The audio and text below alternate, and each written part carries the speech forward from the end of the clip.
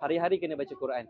Rezeki paling besar, antara rezeki besar adalah baca Quran. Baca Quran ni bukan sebab awak dah rajin tak. Allah yang rezeki awak baca Quran. Dia macam ni Kak. Quran jangan tunggu ada masa lapang. Kalau tunggu ada masa lapang sampai bila-bila, sampai awak meninggal tak baca Quran. Saya tanya dalam ni, bila last awak baca Quran? Ada mungkin yang last dah setahun. Ada yang baca Quran last 10 tahun. Ada. So start hari ni baca Quran 3 ayat je. Tengok balik ke belakang. Kesian Allah bagi kita macam-macam, tapi kita tak sempat membuka ayat Quran. Lepas tu kita nak keluar daripada masalah, macam mana? Awak tak baca Quran. Awak nak tahu satu benda tak?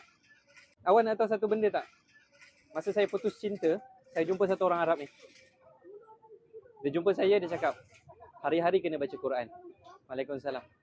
Kalau hari ni awak tak baca Quran, hari-hari awak ada masalah.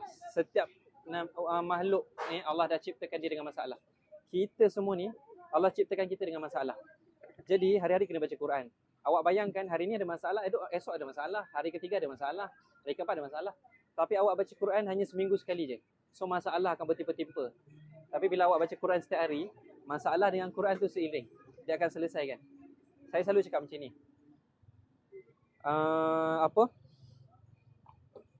Pengakhiran sebuah ujian adalah berita gembira. Kita ni semua akan diuji. Pengakhiran sebuah ujian adalah berita gembira. Maksudnya, selagi belum gembira dengan ujian, ujian tu belum berakhir.